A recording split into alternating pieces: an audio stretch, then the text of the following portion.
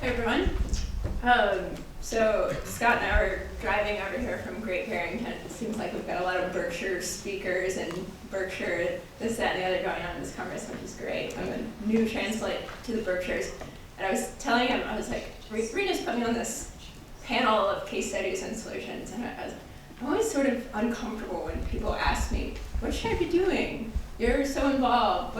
What should I be doing to get involved? What can I be doing? I'm like, whatever you want. What it is that I have found that I'm doing is very different from what everyone else should be doing. And I think that we've heard that again and again this weekend. There's this idea of diversity, and diversity of all different kinds of elements is so critical to bring to the work that all of us are each doing. That idea of golden bullet has long since been thrown out, and silver buckshot or whatever else you want to call it these days is sort of the in vogue thing.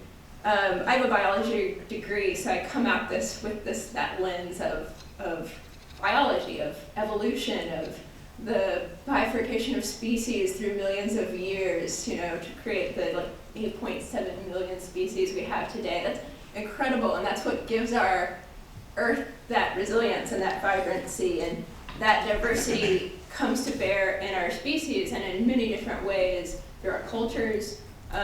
We've been talking a lot about the dominant culture that we see in America, but there are also a lot of other cultures, as Dr. Lipton brought up earlier today, that are very different from ours. And many of these cultures have a lot of lessons that we can learn in sharing, in cooperation, and all of these lessons.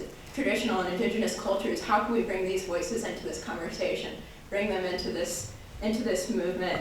The work I do with SustainUS is at the international level. So SustainUS is a network of US youth working on sustainable development. Our work is mostly at UN forums. So we go to the United Nations Framework Convention on Climate Change.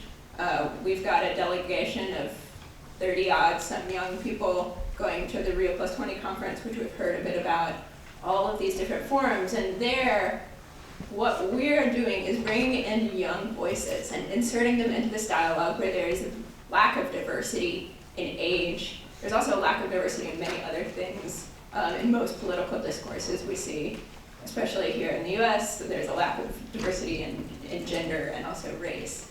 And so bringing these and just inserting it, I'm a young person, I can infuse this into this UN dialogue where actually I can go, I have access to. There's this incredible thing.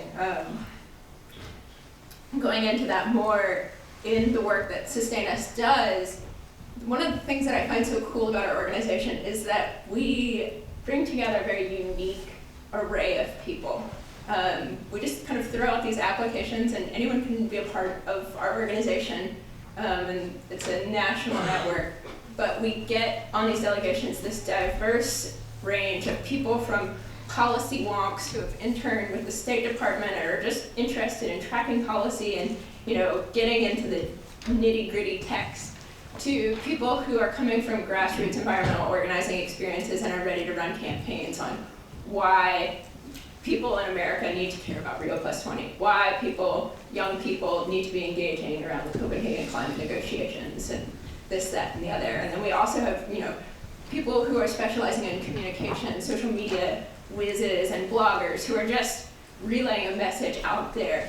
And this diversity of people that we kind of scramble together and patch together on our delegations is always so incredible to me to see on the ground. As you've got, these people tracking the policy, getting into this really depth of stuff, but then informing the bloggers and the campaigners. And we're just this small group of 20-odd, US-based youth at these negotiations where the leaders of the world are talking about the challenges of our time, from climate change to sustainable development, which covers so much ground. And to take this idea of diversity a step out of the organization SustainUS and looking at the movements that we're part of, we need to be valuing the diversity of tactics that we bring. So civil disobedience and nonviolent civil disobedience, and all the way over to running to elected office. These are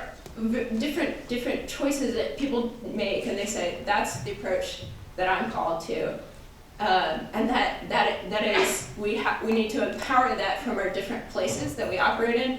Whether you're working on developing the cradle to cradle design solution, or whether you're in a elected official, but pushing that forward and recognizing. I think Occupy has done that again and again. It's like really bringing this coalition of people together and saying, there are different tactics out there that we take, but can I get some water?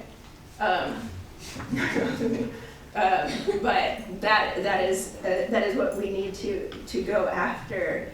And then a lot of what we've talked about this week, I've been in the environment track, has been around sort of this self-sufficiency and cooperation and taking this back to a localization and a very local level. And what does that mean to diversity? And thinking about it, it comes down to our skill sets. So we live in a culture of a lot of specialization. We get these careers and these high academic degrees that get us very deep into a subject that's very specialized, but oftentimes not so grounded in the things that actually enable us to survive. I guess not a very concrete thing. And so in thinking about diversity and in thinking about moving forward in terms of tangible actions that we can do, it is diversifying our skill sets, whether that's learning how to grow tomatoes in your front yard while you're working on your graduate degree in theoretical physics, or whatever it may be. That is, it seems as critical and a critical element to, on another hat I wear, I work on simulation models of global change, and we're looking at these tipping points, and we're looking at these, ecological boundaries that we're brushing up against, and the models break down when you hit those things. You can't model deceleration because there's so many unpredictable variables there. And so what does that mean? It means building resilience, as Richard Heinberg was talking about yesterday, which is, so fundamental. So just thinking about this idea of diversity, bringing it into many different elements. And I want to close with a quote by Dana Meadows, whose name has been thrown out a few times throughout the weekend, from her work on limits to growth, which Richard Heinberg mentioned, to her work on systems thinking and identifying leverage points in the system.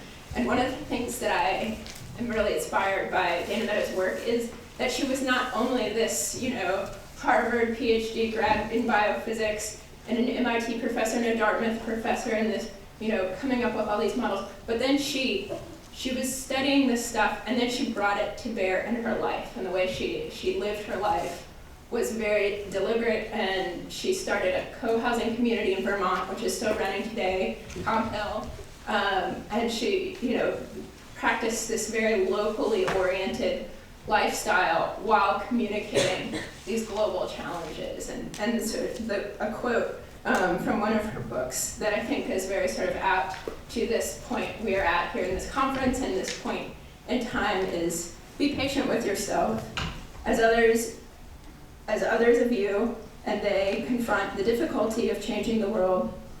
Understand and empathize with inevitable resistance. There is some resistance, some clinging to the waves of unsustainability within each of us. Include everyone in this new world. Everyone will be needed. Seek and trust the best human instincts in yourself and everyone. Listen to the cynicism around you and pity those who believe it, but don't believe it yourself. Thank you.